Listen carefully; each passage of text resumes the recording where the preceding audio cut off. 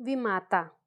स्त्री की मृत्यु के 3 ही मास बाद पुनर्विवाह करना मृतात्मा के साथ ऐसा अन्याय और उसकी आत्मा पर ऐसा आघात है जो कदापि क्षम्य नहीं हो सकता।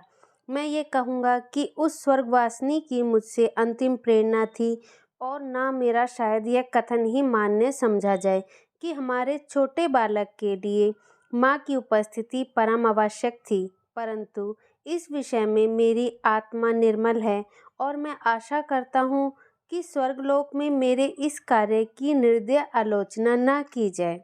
सारांश यह कि मैंने विवाह किया और यद्यपि एक नवविवाहिता वधू को मातृत्व उपदेश बेसुरा राग था, पर मैंने पहले ही दिन अम्बा से कह दिया कि मैंने तुमसे केवल इस अभिप्राय से विवाह किया है कि तुम मेरे भोले बालक की माँ बनो और उसके हृदय से उसकी माँ की मृत्यु का शोक भुला दो।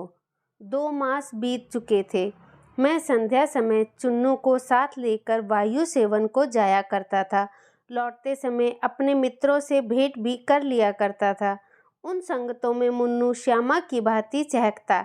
वास्तव में इन संगतों से मेरा अभिप्राय मनोविनोद नहीं, केवल मुन्नू के असाधारण बुद्धि चमत्कार को प्रदर्शित करना था। मेरे मित्रगण जब मुन्नू को प्यार करते और उसकी विलक्षण बुद्धि की सराहना करते तो मेरा हृदय बांसों उछलने लगता था। एक दिन मैं मुन्नू के साथ बाबू ज्वाला सिंह के घर बैठा हुआ था। ये मेरे परम मित्र थे। मुझमें और उनमें कोई भेदभाव ना था। इसका अर्थ यह नहीं कि हम अपनी क्षुद्रताएं, अपने पारिवारिक कलह आदि और अपनी आर्थिक कठिनाइयां बयान किया करते थे। नहीं, हम इन मुलाकातों में भी अपनी प्रतिष्ठा की रक्षा करते थे और अपनी दुर्अवस्था का जिक्र कभी हमारी जबान पर ना आता। अपनी कालिमाओं को सदैव छिपाते थे। एकता में भी भेद था और घनिष्ठता में भी अंतर था। अचानक बाबू ज्वाला सिंह ने मुन्नू से पूछा, क्या तुम्हारी अम्मा तुम्हें खूब प्यार करती है ना? मैंने मुस्कुराकर मुन्नू की ओर देखा। उसके उत्तर के विषय में मुझे कोई संदेह ना था। मैं भली भांति जानता था कि अम्बा उसे बहुत प्यार करती है, परंतु मेरे आश्चर्य का ठिकाना ना रहा जब मुन्नू ने इस प्रश्न का उत्तर मुख से ना देकर नेत्रों से दिया।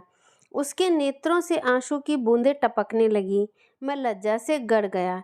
इस अश्रु जल से अम्बा के उस सुंदर चित्र को नष्ट भ्रष्ट कर दिया जो गत 2 मास से मैंने हृदय में अंकित कर रखा था। ज्वाला सिंह ने कुछ संशय की दृष्टि से देखा और पुनः मुन्नू से पूछा, क्यों रोते हो बेटा? मुन्नू बोला, रोता नहीं हूँ, आंखों में धुआं लग गया है। ज्वाला सिंह का विमाता की ममता पर संदेह करना स्वाभाविक बात थी, परंतु वास्तव में मुझे भी संदेह हो गया। अम्बा सहृदय और स्नेह की वह देवी नहीं है जिसकी सराहना करते मेरी जीवा न थकती थी। वहां से उठा तो मेरा हृदय भरा हुआ था और लज्जा से माथा न उठता था। मैं घर की ओर चला तो मैंने विचार किया कि किस प्रकार अपने क्रोध को प्रकट करूं। क्यों न मुंह ढककर सोया रहूं।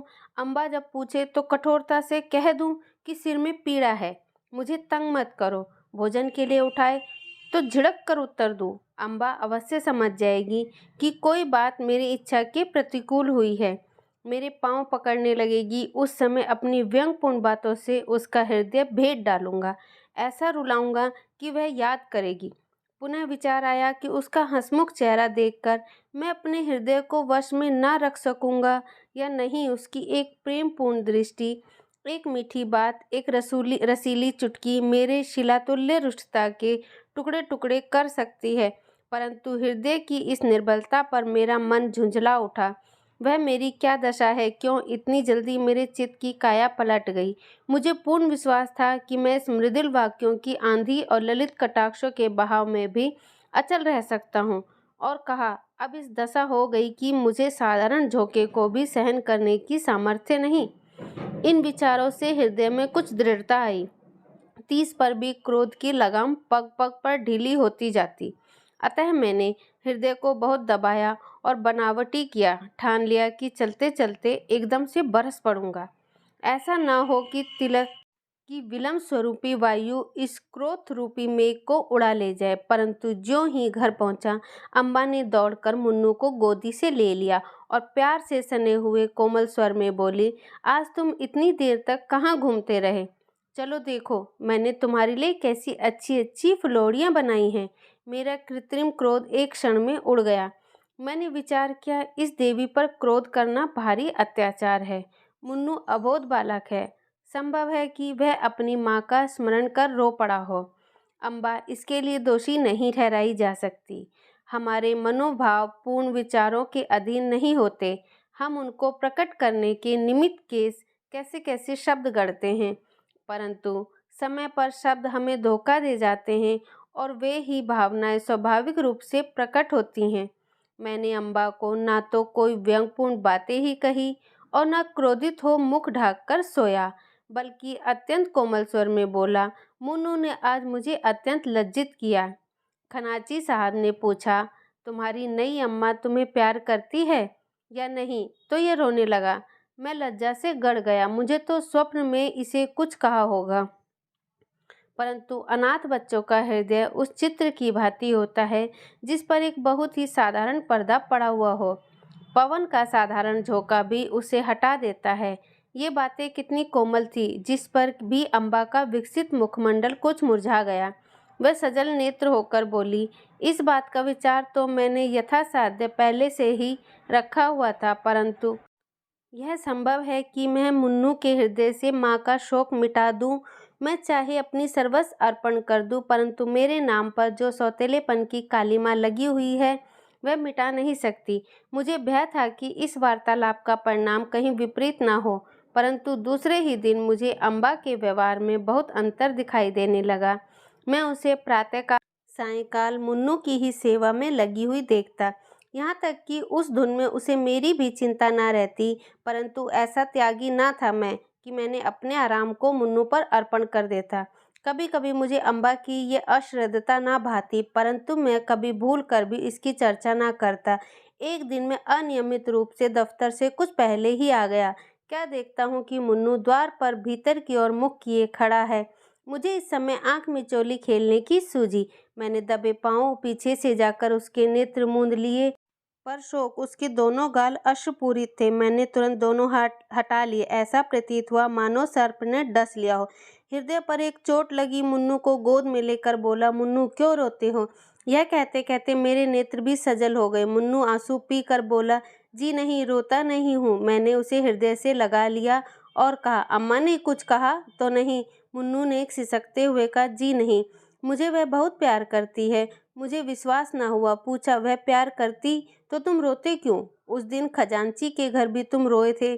तुम मुझसे छिपाते हो। कदाचित तुम्हारी अम्मा अवश्य तुमसे कुछ क्रोध हुई होगी। मुन्नू ने मेरी ओर कतार दृष्टि से देखकर कहा, जी नहीं, वह मुझे प्यार करती है, इसी कारण मुझे बार बार रोना आता है। मेरी अम्मा मुझे अत्यंत प्यार करती थी, वह मुझे छोड़कर चली गई। नई अम्मा उससे भी अधिक प्यार करती है, इसलिए मुझे भय लगता है कि उसकी तरह वह भी मुझे छोड़कर ना चली जाए। यह कहकर मुन्नू पुनः फूट फूट कर रोने लगा। मैं भी रो पड़ा। अम्बा के पास स्नेहमय व्यवहार ने मुन्नू के सुकोमल हृदय पर कैसा आघात किया था। थोड़ी देर तक मैं स्तंभित रह गया। किसी कवि की यह वाणी स्मरण आ गई कि पवित्र आत्माएं इस संसार में चिरकाल तक नहीं ठहरती। कहीं भावी ही इस बालक की जिह्वा से तो यह शब्द नहीं कहला रही, ईश्वर ना करे कि वह अशुभ दिन देखना पड़े। परंतु मैंने तर्क द्वारा इस शंका को दिल से निकाल दिया। समझा कि माता की मृत्यु ने प्रेम और वियोग में एक मानसिक संबंध उत्पन्न कर दिया है और कोई बात नहीं। मुन्नू को गोद में लिए हुए अम्बा के पास गया और मुस्कुराकर बोला, इनसे पूछो क्यों रो रहे हैं। अम्बा चौंकी पड़ी। उसके मुख की कांति मलिन हो गई। बोली, तुम ही पूछो। मैंने कहा, यह इसलिए रोते हैं कि तुम इन्हें अत्यंत प्यार करती हो और इसको भय है कि तुम भी इसकी माता की भांति इसे छोड़कर ना चली जाओ। जिस प्रकार गर्द साफ हो जाने से दर्पण चमक उठता है, उसी भांति अम्बा का मुखमंडल प्रकाशित हो गया।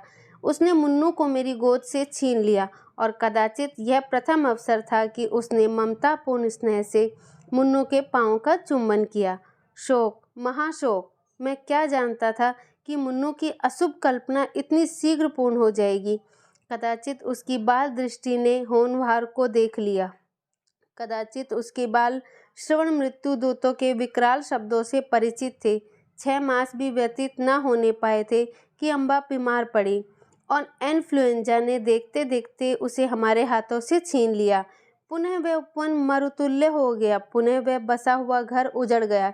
अम्बा ने अपने को मुन्नू पर अर्पण कर दिया था। हाँ, उसने पुत्र स्नेह का आदर्श रूप दिखा दिया। शीतकाल था और वह घड़ी रात्रि शेष रहते ही मुन्नू के लिए प्रातःकाल का भोजन बनाने उठती थी।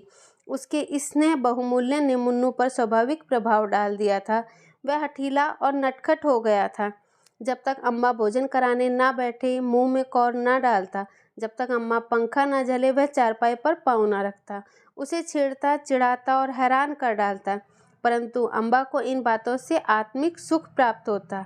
इन्फ्लुएंजा से करहा रही थी, करवट लेने तक की शक्ति ना थी, शरीर तवा सा हो रहा था, परंतु मुन्नू के लिए प्रातःकाल के भोजन की चिंता लगी रहती। हाय वह निस्वार्थ मातृ स्नेह! अब स्वप्न हो गया। उस स्वप्न के स्मरण से अब भी हृदय गदगद हो जाता है। अम्बा के साथ मुन्नू का चुलबुलापन तथा बाल क्रीड़ा विदा हो गई। अब वह शोक और नैराश्य की जीवित मूर्ति है। वह अब भी नहीं रोता। ऐसा पदार्थ खोकर अब उसे कोई खटका नहीं, कोई भय नहीं रह गया। अगर आपको ये कहानी अच्छी लगी तो आप मेरे चैनल को लाइक कीजिए, शेयर कीजिए और सब्सक्राइब करना ना भूलिए।